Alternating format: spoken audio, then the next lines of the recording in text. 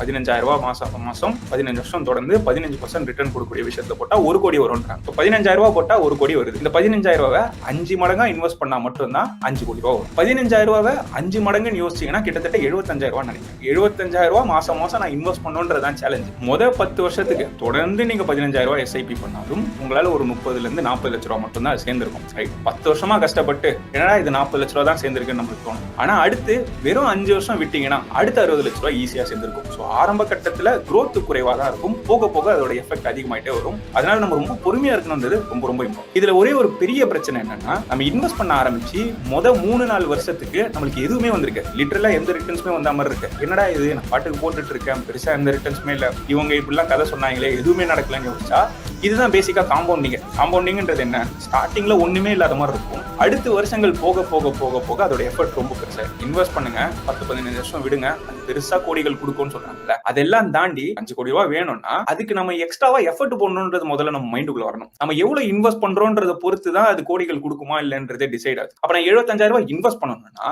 என் வருமானம் அதிகரிக்கணும். இன்வெஸ்ட்மெண்ட் ரொம்ப ஃபோக்கஸ் பண்ணாம இன்கம் growth ஃபோக்கஸ் பண்றது தான் ஃபர்ஸ்ட் ஸ்டெப்பா இருக்கும். இதை தாண்டி நம்ம பண்ண வேண்டிய முக்கியமான விஷயம், அது ஆட்டோமேட்டிக்கா நடந்துறாது. இப்ப 75,000 மாசம் மாசம் போடணும்னு சொல்லியிருக்கேன் இல்லையா, இதை தொடர்ந்து கன்சிஸ்டன்டா ஒவ்வொரு மாசமும் 15 வருஷத்துக்கு பண்ணா மட்டும்தான் அந்த டார்கெட் அச்சீவ் பண்ணிருக்க முடியும். பண்ணிட்டு இருந்தாலும் நம்மளால ரிசல்ட் பார்க்க முடியாது. இல்ல நான் வேகமா பணம் பண்ணணும்னு சொல்லிட்டு ட்ரேடிங்லயோ இன்ட்ராடேலயோ இல்ல ஹை ரிஸ்கா வேற யாராவது அதிகமான ரிட்டர்ன் ப்ராமிஸ் பண்றேன்னு சொல்லிட்டு அங்க எடுத்துட்டு போய் பணம் போட்டோம்னா கம்ப்ளீட்டா பணத்தையும் இழந்துட்டு நம்மளோட கோலையும் அச்சீவ் பண்ணாம போயிடும். சோ நம்ம அவாய்ட் பண்ண வேண்டிய ரொம்ப முக்கியமான மிஸ்டேக், இந்த ட்ரேடிங்கோ இல்ல இன்ட்ராடேவோ இந்த பக்கம்லாம் ஆரம்பத்துல போகாம சாலிடான பேஸை பில்ட் பண்ணிட்டு ரொம்ப நாள் தொடர்ந்து இன்வெஸ்ட் பண்ணிட்டு கன்சிஸ்டன்டா இருந்தா போதும், நம்மளால அதை பில்ட் பண்ண முடியும். என்னோட கோல் அப்படிங்கிறது பாத்தீங்கன்னா 5 கோடி ரூபாய் 15 வருஷத்துல அண்ட் டிசைட் பண்ணிட்டேன் மியூச்சுவல் ஃபண்ட்ஸ்ல தான் இதை பண்ண போறேன் அப்படின்னு சொல்லி. ஸோ ஸ்டாக் மார்க்கெட்ல எனக்கு இன்னும் கொஞ்சம் எக்ஸ்பீரியன்ஸ் தேவை. ஸோ நான் அந்த பக்கம் போக போறது இல்லை. இப்போ நான் இதை மியூச்சுவல் ஃபண்ட்ஸ்ல மட்டும் தான் பண்ண போறேன் அப்படின்னா என்னுடைய செக்லிஸ்ட் அப்படிங்கிறது அந்த ஃபண்ட்ஸை நோக்கி என்னென்னலாம் இருக்கணும், என்னென்னலாம் இருந்தா நான் பண்ணணும்.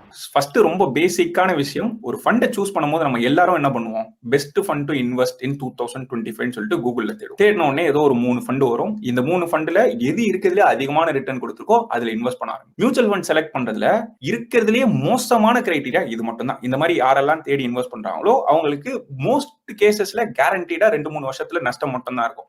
ஏன்னா ரொம்ப சிம்பிளான லாஜிக். இப்போ பெஸ்ட் ஃபண்ட் இல்ல பெஸ்ட் பெர்ஃபார்மிங் ஃபண்ட்னு தேடுறீங்கன்னா கடந்த 6 மாசத்துலயோ இல்ல கடந்த 1 வருஷத்துலயோ கடந்த 2 வருஷத்துலயோ எந்த ஃபண்ட் அதிகமான ரிட்டர்ன் கொடுத்ததோ அதை எடுத்துட்டு நம்மளுக்கு காட்டுவோம். நம்ம என்ன நினைப்போம், இந்த ஃபண்ட் 30% கொடுத்திருக்கு, 40% கொடுத்திருக்கு, இதுல நம்ம இன்வெஸ்ட் பண்ணுவோம்னு சொல்லிட்டு அது பீக்ல இருக்கும் போது நம்மள எடுத்து போய் பணத்தை போட்டுருப்போம். ஒரு விஷயம் ரொம்ப ஏறி மேல போயிருச்சுன்னா ஆப்வியஸா அது கீழே வரணும்ன்றதுதான் லா ஆஃப் நேச்சர் சொல்றது. ரைட்டா, அது தப்பான ரீசன்ஸ்னால ரொம்ப ஏறி மேல போயிருச்சு இல்ல கரெக்டான ரீசன்லயே மேல போயிருச்சுன்னு வச்சுக்கோங்களேன், அந்த மாதிரியான ஃபண்ட்ஸ்னால ரொம்ப நாளைக்கு அதே ரிட்டர்ன்ஸை சஸ்டெயின் பண்ண முடியாது. சோ இந்த மாதிரி பீக்ல இன்வெஸ்ட் பண்ணும்போது ஒரு 3-4 வருஷத்துக்கு அது ரொம்ப அண்டர் பெர்ஃபார்ம் பண்ண ஆரம்பிக்கும். அதுக்கப்புறம் மியூச்சுவல் ஃபண்ட் மேல இருக்க நம்பிக்கையே நம்மளுக்கு போயிடும். அதனால இப்போ ரீசெண்டா எது பெஸ்ட் பெர்ஃபார்மிங்கா இருக்குன்றத பாக்குறத விட்டுட்டு கன்சிஸ்டன்டா எந்த ஃபண்ட் நல்ல ரிட்டர்ன் கொடுத்துருக்கு, கன்சிஸ்டன்ஸ் சொல்லும் போது 5 வருஷமா 10 வருஷமா 20 வருஷமா இல்ல 15 வருஷமா தொடர்ந்து நல்ல ரிட்டர்ன்ஸை கொடுத்துக்கிட்டே இருக்கக்கூடிய ஃபண்டா சூஸ் பண்றது ரொம்ப ரொம்ப முக்கியமான பாயிண்ட்.